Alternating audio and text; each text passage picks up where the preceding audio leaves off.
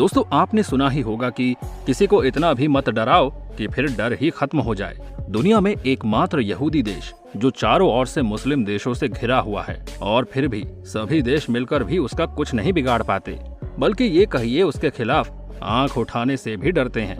उसका क्षेत्रफल इतना कम है कि हमारे उत्तर प्रदेश में उस जैसे 11-12 देश आ जाएं। जनसंख्या इतनी कम है कि हमारे यहाँ मौनी अमावस्या के दिन लगने वाले कुंभ में इतनी जनसंख्या तो हमारे यहाँ 2 घंटे में नहा लेती है। लेकिन फिर भी वो दुनिया का 8वां सबसे शक्तिशाली देश है और एयरफोर्स में अमेरिका और रूस के बाद दुनिया में 3रे नंबर पर है। और उस देश की टेक्नोलॉजी और स्टार्टअप के मामले में पूरी दुनिया में डंका बजता है। छोटी आबादी के बावजूद ऐसा देश कि आप उससे लड़ नहीं सकते। अगर दुनिया के किसी भी कोने में उनका कोई दुश्मन है तो फिर उसे खुद यमराज भी नहीं बचा सकता।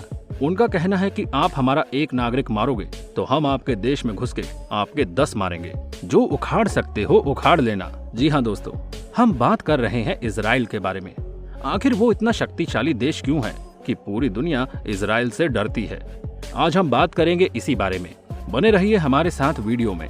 सबसे पहले हम आपको बता दें कि 20वीं सदी के बीच में हिटलर द्वारा जर्मनी में लगभग 7 लाख यहूदियों का कत्लेआम किया गया। यहूदियों को पकड़ पकड़ कर जबरदस्ती गैस चेम्बरों में फेंक दिया जाता और उसमें जहरीली गैस छोड़ दी जाती थी, क्योंकि हिटलर इन्हें जर्मनी की हार का कारण मानता था। हिटलर को लगता था जर्मनी की खुफिया इंफॉर्मेशन यहूदियों द्वारा दुश्मन देश को भेजी गई। यहूदियों के ऊपर किए गए अत्याचार के कारण यहूदी अपने क्षेत्र से भागकर यरूशलेम और उसके आसपास के क्षेत्रों में आने लगे। सन 1948 में आधुनिक इजराइल राष्ट्र की स्थापना हुई। इजराइल दक्षिण पश्चिम एशिया का एक स्वतंत्र यहूदी देश है जो 14 मई 1948 ईस्वी को पैलेस्टाइन से ब्रिटिश सत्ता के समाप्त होने पर बना। इसके उत्तर तथा उत्तर पूर्व में लेबनान एवं सीरिया, पूर्व में जॉर्डन, दक्षिण में अकाबा की खाड़ी तथा दक्षिण पश्चिम में मिस्र है। क्षेत्रफल 20,700 वर्ग किलोमीटर है। इसकी राजधानी यरूशलेम है। तेल अवीव एवं हैफा इसके अन्य मुख्य नगर हैं। इसकी राजभाषा हिब्रू है। वहीं आज इजराइल की अर्थव्यवस्था हाईटेक है। विज्ञान और तकनीक के मामले में इजराइल का सर्वश्रेष्ठ प्रदर्शन रहा है। हायर एजुकेशन के मामले में भी इस देश का रिकॉर्ड काफी बेहतरीन है। इतना ही नहीं, हाई स्किल रोजगार के मामले में ये दुनिया का 4था बड़ा देश है। हालांकि इजराइल प्राकृतिक संसाधनों से उतना संपन्न नहीं है, लेकिन ये विकसित देशों की श्रेणी में आता है। स्टार्टअप कंपनियों के मामले में ये अमेरिका के बाद 2रे स्थान पर आता है। इजराइल की सबसे बड़ी ताकत मोसाद है। Number 1, Mossad. इजराइल की ताकत का अंदाजा लगा पाना मुश्किल ही नहीं, नामुमकिन है। ये सेना नहीं बल्कि इजराइल की खुफिया एजेंसी है। ये दुनिया की सबसे खतरनाक और नंबर 1 खुफिया एजेंसी है, जिसे 13 दिसंबर 1949 में बनाया गया था। इस एजेंसी को किलिंग मशीन के नाम से भी बुलाया जाता है, जो दुनिया भर में छिपे अपने दुश्मनों को ढूंढ ढूंढ कर मार डालती है। कहा जाता है कि खुफिया एजेंसी की महिला जासूस दुनिया भर में फैली है और ये अपने दुश्मनों के मुंह से हर राज उगलवा लेने में माहिर है। यही वजह है कि इन महिलाओं को मोसाद एजेंसी की ताकत माना जाता है। यही वजह है कि ताकतवर सेना और मोसाद की वजह से ही इजराइल को दुनिया का सबसे सुरक्षित देश कहा जाता है। अब ऐसे ही साल था 1960 का, जहां नाजियों ने यहूदियों पर जो जुल्म किए थे, इजराइल उनका बदला लेने के लिए बेचैन था। जब मोसाद को पता चला कि नाजी युद्ध अपराधी एडोल्फ एकमैन अर्जेंटीना में है, तो जाल बिछाया गया। 5 एजेंट्स नाम बदलकर अर्जेंटीना पहुंचे और एकमैन को ढूंढ निकाला। न सिर्फ ढूंढा बल्कि एक सीक्रेट लोकेशन पर ले जाकर उसकी पहचान कंफर्म की। फिर उसे वहां से इजराइल भी ले आए। अर्जेंटीना की सरकार को इस पूरे मिशन की भनक तक न लगी। मोसाद के इस मिशन ने उसे दुनिया भर की खुफिया एजेंसियों में अलग पहचान दिलाई।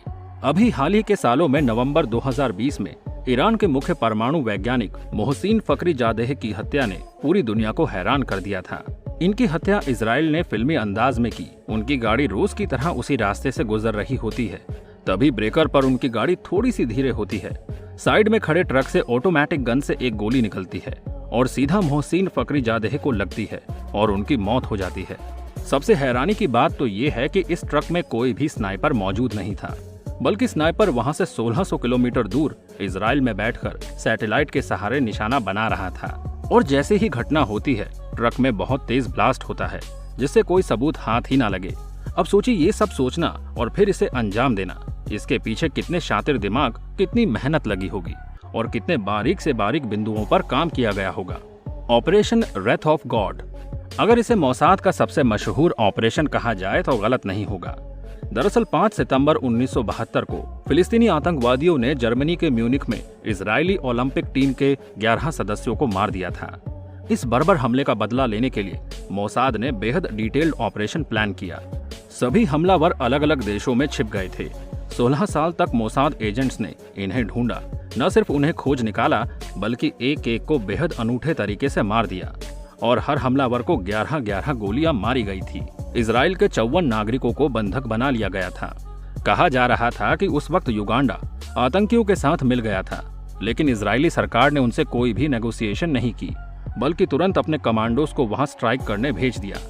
मोसाद ने अपनी ताकत से 54 लोगों को मौत के मुंह से निकाल लिया। इसके साथ ही मोसाद ने ये साबित कर दिया कि उससे बेहतर एजेंसी पूरी दुनिया में नहीं।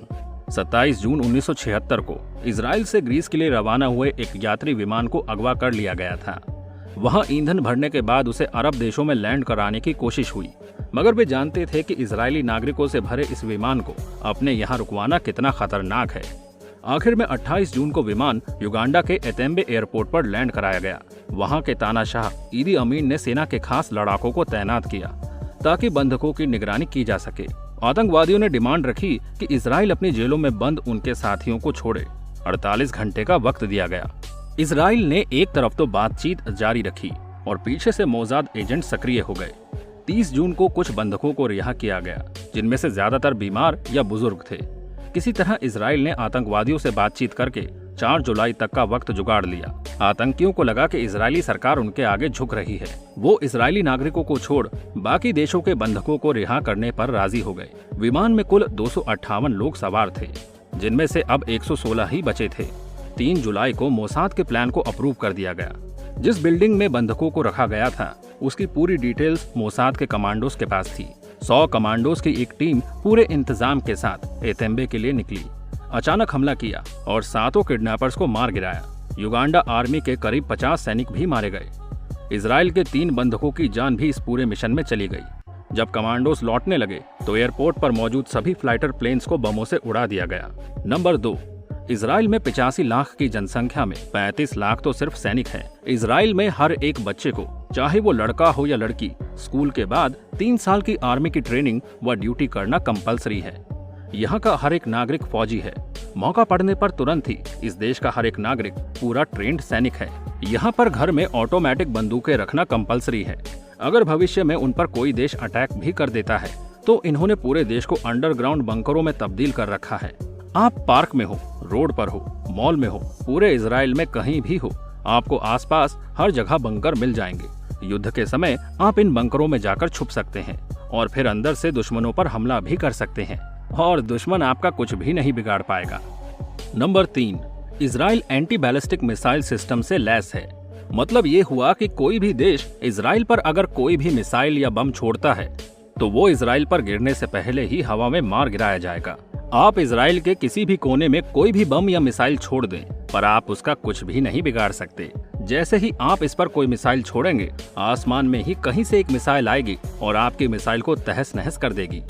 नंबर 4, इजराइल के पास खुद का सैटेलाइट सिस्टम है, जो कि दुनिया के चुनिंदा देशों के पास ही है, जिसको वो किसी से भी साझा नहीं करता और उसका उपयोग वो किसी दूसरे देश से अपने देश की रक्षा करने में या फिर किसी दूसरे देश पर कोई कार्यवाही करने में करता है। नंबर 5, इजराइल के कमांडो दुनिया के बेस्ट कमांडो में से एक हैं। इनकी एफिशिएंसी इतनी परफेक्ट होती है कि किसी भी मिशन को अंजाम देने में इन्हें नुकसान बिल्कुल ना के बराबर होता है, जबकि दुश्मन को उसी के देश में घुसकर पूरी तरह से बर्बाद कर देते हैं।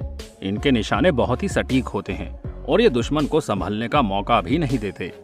आप इसकी ताकत का अंदाजा इसी बात से लगा सकते हैं कि पुतिन, जो कि अमेरिका और पूरे नाटो संगठन को कुछ नहीं समझते, नाटो में और अमेरिका सहित लगभग 30 देश हैं, फिर भी पुतिन उनसे नहीं डरते हैं, बल्कि उन्हें खुद पुतिन ने डरा कर रखा हुआ है।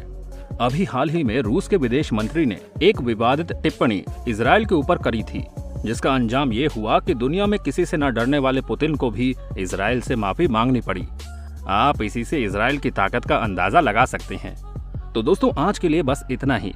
आशा करते हैं कि आपको ये वीडियो पसंद आई होगी, तो वीडियो को लाइक कर दीजिए और ऐसी ही वीडियो को आगे देखते रहने के लिए हमारे चैनल को सब्सक्राइब भी कर लीजिए।